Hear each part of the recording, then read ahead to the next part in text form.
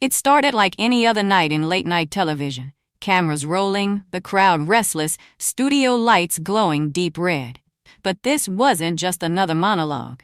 This was the night Jim Carrey tore through Donald Trump's ego on live TV and made the whole country laugh, thank, and gasp all at once. It was October 2025. The world had barely recovered from another chaotic week of politics, and Trump was at it again, firing off one late-night rant after another on Truth Social. The reason this time? A new Time magazine cover.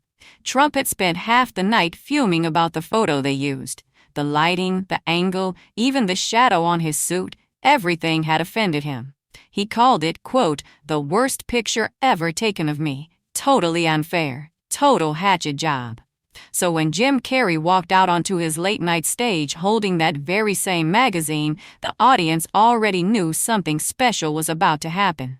He smiled, waved the cover around, and said, "Imagine being the leader of the free world and losing sleep over a camera angle." The crowd roared. But Carrey wasn't done. He looked into the camera, leaned in, and said with mock sincerity, "This man signed peace deals, met with world leaders, and still found time to rage tweet about shadows. That's dedication." Then he read Trump's actual 1:36 a.m. post out loud. "Time magazine wrote a relatively good story about me, but the picture may be the worst of all time." Laughter rolled through the room like thunder. And for the next 2 minutes, Carrey didn't just make jokes, he painted a portrait of obsession. While the world was burning, the most powerful man in America was scrolling through his own selfies. And the punchline? He didn't even realize how funny that was. By morning, the internet had exploded. The Guardian headline read, "Jim Carrey destroys Trump over vanity meltdown." The Wrap called it the perfect intersection of comedy and confession. Carrey's segment went viral instantly. He had tapped into something deeper, not just political mockery, but performance art. He held up the Time cover again and said, "They disappeared my hair and put something floating above my head that looked like a crown, but a tiny one." Then he added, "That's not a crown, Donald, that's the letter M. Only you would see an M and assume it means you're king." The audience couldn't stop laughing. And in that laughter, Carrey found the truth. He wasn't just mocking Trump, he was showing America how ridiculous power looks when it starts believing its own reflection. That's what separated Carrey from everyone else. He didn't need props or punchlines. He could turn an ego into a mirror and make you laugh while showing you what you'd been ignoring all along. Everything was fine until the feud reignited. Just weeks earlier, Trump had blasted Carrey online, calling him washed up and irrelevant. The irony? Within hours of that post, Carrey's clips were trending worldwide. That night on his show, Carrey smiled and said, "Trump called me irrelevant, and now I'm #1 on his search results. Life's funny that way." And then came Trump's response. "Well, Jim Carrey was fired because he had bad ratings more than anything else," Trump said during a press interview. "He's not talented. They should have fired him a long time ago." But here's the thing. Carrey's return episode had drawn over 6 million viewers, his biggest audience in years. And instead of letting Trump's comments bother him, he turned it into another viral moment. "Has anyone ever been fired for bad ratings on a Wednesday?" Carrey asked with a grin. The crowd erupted again. The clip hit 10 million views overnight. Even conservative media couldn't deny it. Deadline called it a perfectly televised mic drop. It wasn't just a comeback, it was a clean, effortless counterpunch. Trump, furious, tried again. He dragged the FCC into it, publicly complaining that comedians like Carrey should be investigated for political bias. That backfired instantly. Senator Ted Cruz, of all people, called the comment embarrassing and dumb. Carrey responded the next night, "If Ted Cruz is calling you dumb, that's when you know you've hit rock bottom." The studio went wild. Every insult Trump threw turned into fuel for the next show. Every post became material. Every tantrum was another masterpiece waiting to happen. That was Carrey's new power. He didn't chase controversy. He recycled it. He turned Trump's rage into art and laughter that people actually needed. Trump continued his rant online. "I never like pictures from underneath angles," he posted. "It's a super bad picture and deserves to be called out. What are they doing and why?" Carrey read that one live too, pretending to analyze it like a movie critic. "It's like he's a TikTok influencer yelling at his boyfriend for not knowing her good side," he said. The audience howled. "You can tell this man has never met an angle he didn't argue with." He paused, pretending to think. "You know, if he hates that cover photo, wait till he sees the back of the magazine." That line brought the house down. What Trump didn't realize was that every rant made Carrey stronger. The more he complained, the funnier the joke became. The more defensive he got, the more vulnerable he looked. But this wasn't just about humor anymore. It was about accountability. Carrey wasn't roasting Trump for fame or attention. He was documenting the absurdity of power in real time, turning presidential meltdowns into social commentary. While politicians argued and the media spun stories, comedy became the only place where truth felt simple again. And Carrey, he was leading that charge. Meanwhile, Jimmy Kimmel, his longtime friend and fellow satirist, was preparing his own comeback moment. Because if Carrey used art and irony to expose Trump's insecurities, Kimmel was about to do something bolder, turn Trump's convictions into collective laughter. Rewind to May 31st, 2024, the night Trump's guilty verdict dropped. It was chaos in the newsroom. Headlines flashed, pundits shouted, Twitter went nuclear. But in the middle of it all, one voice cut through.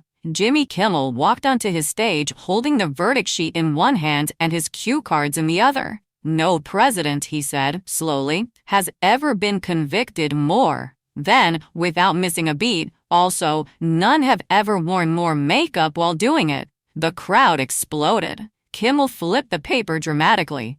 Donald John Trump, guilty on charge 1, falsifying business records, guilty on charge 2, guilty on the next 31. And with every guilty, the audience shouted it back. By the end, it sounded less like a monologue and more like a national chant. Guilty, guilty, guilty. It was cathartic. It was history disguised as comedy. Kimmel grinned. "Poor Donald," he said. 7 weeks of sleep farting, all down the drain.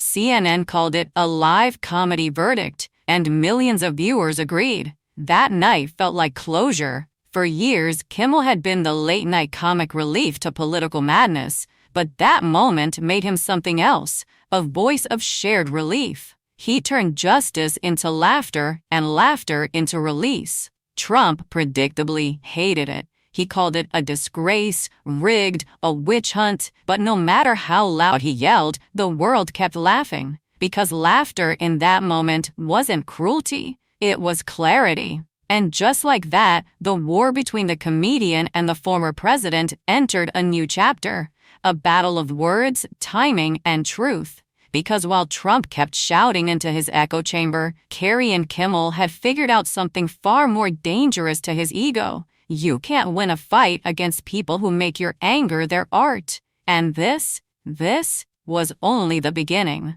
By the time the dust from that guilty verdict settled, Trump was boiling. He couldn't ignore it anymore. Everywhere he turned, cable news, Twitter, YouTube, his name was being dragged through laughter. The country wasn't debating his guilt anymore. They were mocking it. And the two people at the center of that storm were Jim Carrey and Jimmy Kimmel. Carrey's show had become a cultural earthquake. He wasn't just telling jokes, he was dissecting power. His monologues had turned into a mix of philosophy, sarcasm, and raw performance art. And while Trump fired back online with his trademark fury, it only gave Carrey more material to work with. Trump posted one night, "Jim Carrey is a lunatic. Jimmy Kimmel is a total disaster. Both of them are jealous, low-rated losers." It was pure, unfiltered Trump. But instead of silencing them, it backfired completely. The next evening, Carrey opened his show reading that post out loud, in Trump's exact voice. The audience howled. He ended the bit with, "If I'm a low-rated loser, I guess I'm still doing better than a twice-impeached ex-president." The crowd exploded. Carrey's timing was surgical. He knew exactly how to balance humor and truth. He never needed to yell. His calmness made the punchline hit even harder. He once said during an interview, "Art isn't about making people comfortable. It's about making them remember." And that's exactly what he did. He began releasing more of his politically charged paintings. One night, he brought out a stack of them during an interview. The images were grotesque, almost haunting. Trump with a twisted grin, kids in cages, politicians drowning in gold.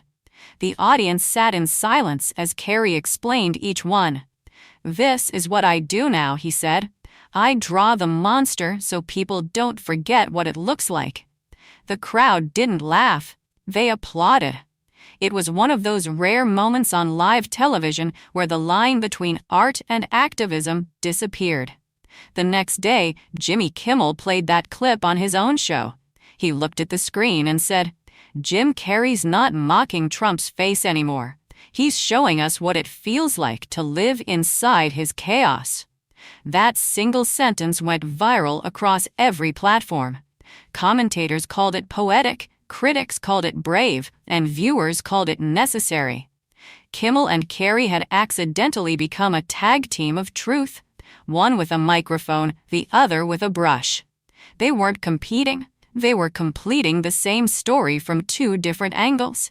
Trump, of course, didn't see it that way. He doubled down harder than ever. "I never liked Jim Carrey," he said at a rally. "He's terrible, dumb as a rock." And Kimmel, "Total nut job. No one watches his show." The crowd cheered, but it sounded more like a defense mechanism than real excitement. Because within hours, Carrey's segment mocking that very statement had already crossed 5 million views. Carrey leaned back in his chair that night, smirking. "Trump said no one watches this show," he said. "I guess 5 million nobodies just tuned in." The laughter was deafening. By mid-2025, Carrey's monologues had become must-watch television. Not just comedy, but catharsis. Each night felt like a group therapy session for a country trying to make sense of years of chaos. Meanwhile, Kimmel had shifted gears too. His delivery became sharper, his tone more deliberate. He wasn't just making jokes anymore. He was turning political exhaustion into punchlines. He said one night, "For everyone who thinks I go too hard on Trump, here's my answer. I don't hate the man, I hate bullies, and Trump is the biggest schoolyard bully in history. Just richer, louder, and with worse hair." The crowd laughed, but then he added something softer. "I played the clarinet in high school. I know what it's like to have your lunch money stolen. And if you let the bully take it once, he'll keep coming back." That moment struck a chord. People weren't just laughing at Trump anymore. They were seeing themselves in the story. Kimmel's strength was empathy. Carrey's was emotion. Together, they gave the audience what politics had taken from them, humanity. Every night, Kimmel's show turned into a diary of Trump's online chaos. He'd read the Truth Social posts out loud, pause for effect, and deliver lines that hit like truth bombs.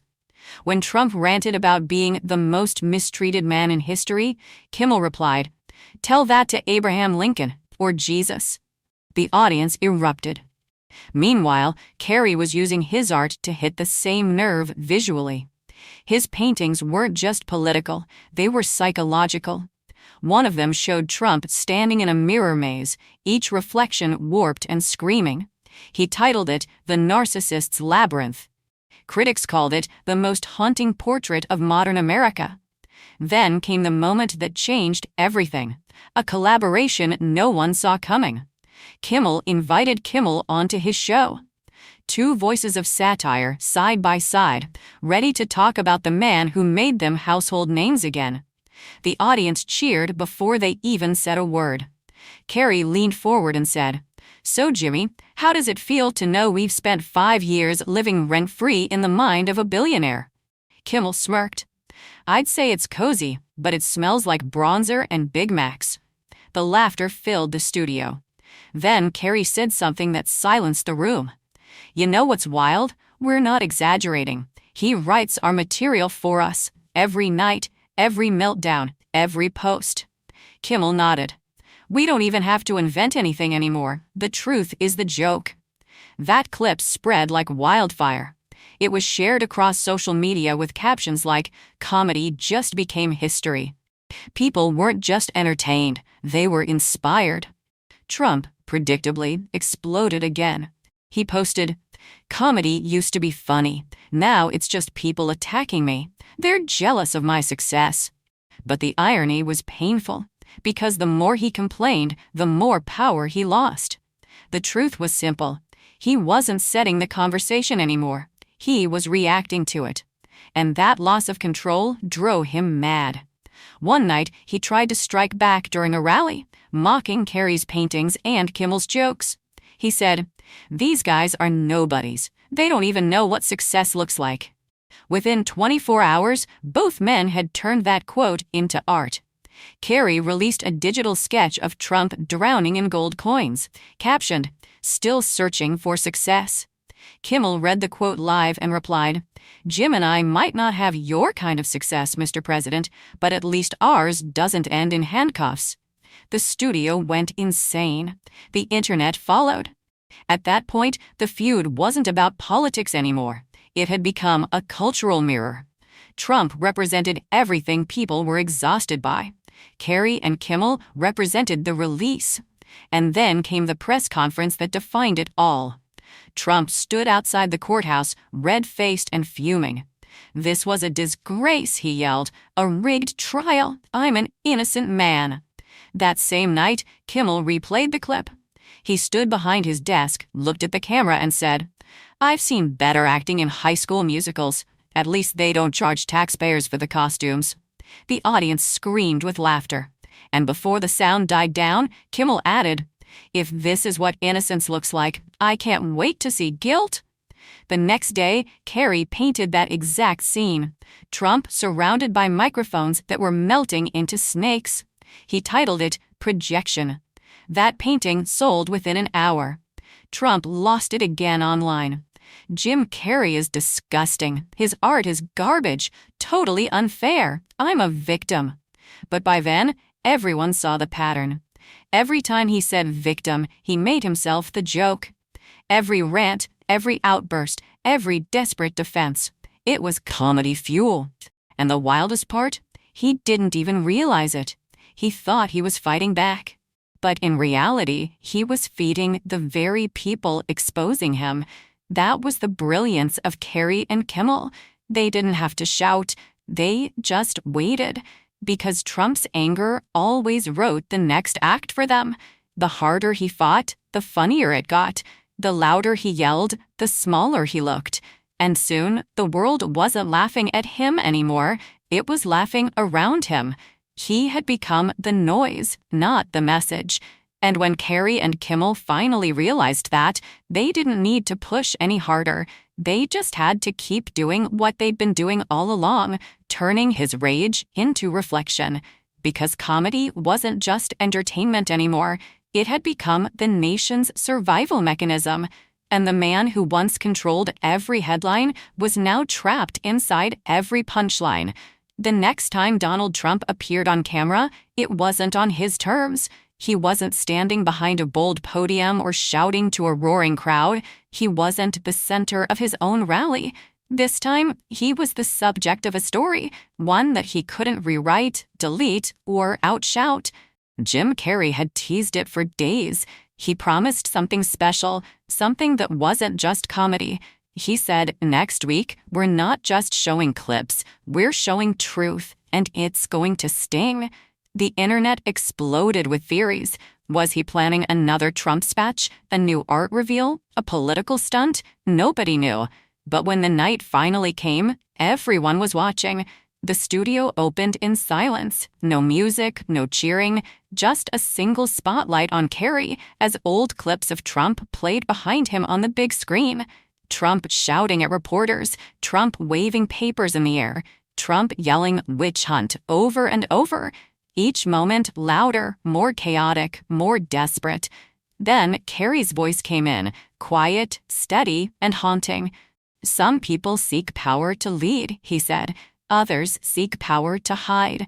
The footage faded into one of Carrey's new digital paintings, a distorted image of Trump surrounded by mirrors, each one reflecting a different version of him: angry, terrified, smirking, lonely. In one reflection, he looked triumphant. In another, he looked broken. Carrey stared at the audience. "You can't fight a monster by becoming one," he said softly. "You have to draw it, understand it, and move on." The room went dead silent. No laughter, no applause, just the weight of what he'd said. It wasn't just a joke anymore. It was a eulogy for power, for pride, for a man who couldn't stop looking in the mirror long enough to see what he'd become. Within minutes, the internet went into meltdown. Clips of Carrey's performance spread across every platform. That single line, "You can't fight a monster by becoming one," was replayed millions of times in less than a day. Hashtags like Carrey Truth and Mirror Moment trended for weeks. Trump's reaction was instant. "Jim Carrey is a sick person," he posted. "His paintings are disgusting, totally fake news. I'm the most successful president ever. Everyone knows it." But the more he posted, the worse it looked. He wasn't defending himself anymore. He was proving Carrey right in real time. That same week, Jimmy Kimmel joined in. He opened his show holding a tablet and said, "I wasn't sure whether to do a monologue tonight or just let Trump's posts read themselves." The crowd laughed. He started reading one aloud. "I'm an innocent man. I'm fighting for our Constitution." Then he looked at the camera and said, "Every time he says that, a lawyer somewhere loses consciousness." The laughter was long, but then Kimmel turned serious. He said, "But here's the thing. We're not laughing because it's funny. We're laughing because we have to. If we stop laughing, we start crying. And I don't know about you, but I've run out of tears for this guy." That was the line that hit home. For months, people had been angry, frustrated, burned out by politics. But when Kimmel said that, it gave permission to exhale, to feel something other than outrage. That's what made the Carrey-Kimmel dynamic so powerful. They weren't just mocking Trump anymore. They were turning national fatigue into understanding. Comedy had become the therapy America didn't know it needed. Meanwhile, Trump was spiraling deeper into his own narrative. He began holding rallies that felt less like campaigns and more like therapy sessions, except he was the one ranting to the crowd. He shouted about censorship, fake news, deep state conspiracies. And every time he did, Carrey and Kimmel found another angle to flip it back on him. Carrey released a new painting, Trump sitting on a pile of his own social media posts, each shaped like bricks. The caption read, "The wall he actually built." It went viral within hours. News outlets picked it up, art galleries requested copies, and memes flooded Twitter. Kimmel referenced it on his show that night. He said, "You have to admit, Jim's got a point. Trump promised to build a wall, and he did, only it's made entirely of lies and wi-fi." The crowd went wild. Trump, of course, lost it again. He ranted about Hollywood elites and low IQ comedians, calling them enemies of the people. But his words didn't land the same anymore. They sounded tired, echoes of old speeches that no one feared anymore. That's when something strange happened. For the first time in years, people began to tune Trump out. His posts got fewer reactions. His interviews drew smaller audiences. His outrage had become predictable. But Carrey and Kimmel, they were everywhere. Carrey's art exhibits were pulling record numbers. Kimmel's show had its highest rating since 2020. Late-night TV was suddenly the nation's new public square, where truth came dressed as laughter. Reporters started calling it the Carrey-Kimmel effect. They said the two had found a way to make political accountability entertaining again, to turn frustration into fuel. When asked if he feared Trump's backlash, Carrey smiled and said, "I'm not mocking him, I'm recording him. One day this will be history, and when people look back, I want them to see exactly how it felt." Kimmel said something similar the following week. He told his audience, "We're not comedians anymore, we're historians with better lighting." That quote became a meme overnight, screenshotted, remixed, repeated everywhere. And the thing was, it was true. Trump had turned the world into a reality show, but Carrey and Kimmel turned it back into a documentary. Every rant, every meltdown, every contradiction was preserved through laughter, through art, through sheer repetition. And by now, even Trump's supporters were starting to tire of the performance. At a rally, Trump shouted, "Comedy is dead. Late-night TV used to be classy. Now it's just hatred toward me." But people could see the irony, because the comedians he was attacking were using the very freedom he claimed to defend. That was the full circle moment. Trump had always said he was fighting for free speech, but the truth was, Carrey and Kimmel were the ones actually exercising it, freely, fearlessly, and unapologetically. And while Trump kept calling himself a victim, their art and their jokes turned that narrative inside out. They showed what real power looked like, not in shouting, but in speaking truth through laughter. By the end of 2025, one final moment brought everything together. Kimmel closed his last show of the year with a monologue that would go viral for months. He said, "Every morning we wake up asking, what did Trump say now? But maybe the better question is, why are we still listening?" The room went silent. He paused, then smiled. Maybe it's time to stop reacting and start reflecting, because if laughter was our medicine, then it's time we finally heal. That night, Carrey unveiled one last painting, a giant black mirror. No Trump, no politicians, no chaos, just the viewers staring at their own reflection. He titled it, "America Interrupted." He said quietly, "This is us now. We've stared at the madness long enough. Time to look at ourselves." That image went viral instantly. Within hours, it became a symbol, reposted by artists, teachers, and activists across the country. It wasn't angry, it wasn't mocking, it was just honest. A week later, Trump gave one last outburst to reporters outside Mar-a-Lago. "They're all against me," he shouted. "Carrey, Kimmel, the fake media, all of them, but I'm fighting for America." And that's what made it poetic. Because the America he said he was fighting for was the same one that had already moved on, laughing, learning, healing, creating. In the end, Trump didn't just get roasted, he got recorded. Every tantrum, every outburst, every contradiction was captured in art and comedy that history would never forget. Jim Carrey, with his brush, painted the truth in color. Jimmy Kimmel, with his mic, spoke it out loud. Two different styles, one shared purpose, to expose power without cruelty, to reveal ego without hate. And together, they proved something timeless. That when politics fails, laughter can still tell the truth. That when power tries to silence, art will always speak louder. And that no matter how loud a lie is, it can never outlast the sound of people laughing together.